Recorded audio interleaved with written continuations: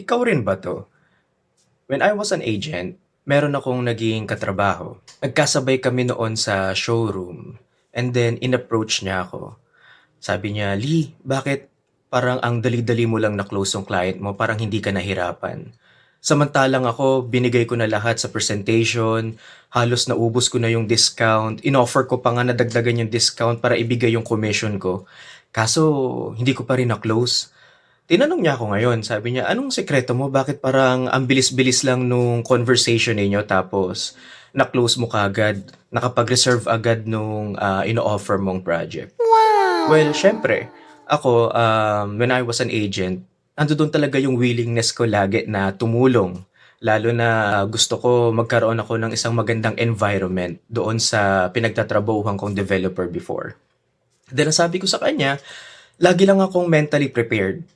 And I always do ABC. And guys, ibig sabihin ng ABC, always be closing. Kasi if you are mentally prepared always, and yung entire conversation ninyo is lagi mong kino-close na agad yung client, it's like you are planting landmines. Yung landmines na yun ay yung mga keywords para doon sa entire conversation ninyo, doon sa project presentation, every time na babalik kayo doon sa topic, para siyang biglang sumasabog. Ibig sabihin na appreciate nung client yung value ng ino-offer mo or kahit ano man yung ino-offer mong project. Then sabi ko sa kanya, it's not all about mastering your craft. You also need to be mentally prepared doon sa mga possible objections, 'di ba?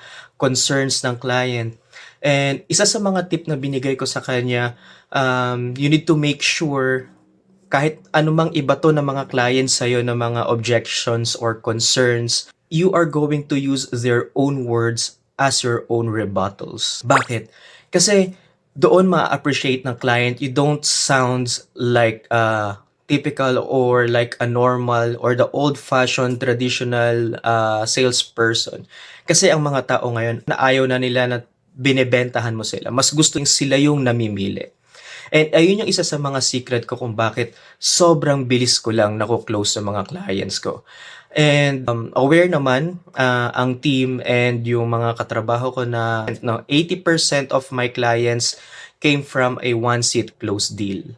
Bihira kasi ako nagkakaroon ng mga clients na parang comebackers, yung after one presentation, and then babalik yung client sa'yo in a few days, in a few weeks.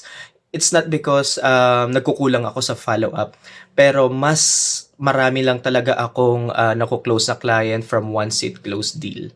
Ayun. So, sana guys, meron kayong natutunan and always stay tuned. Lagi ako magbibigay ng tips when it comes to selling. Again, my name is Lee. Good morning, another day, another life.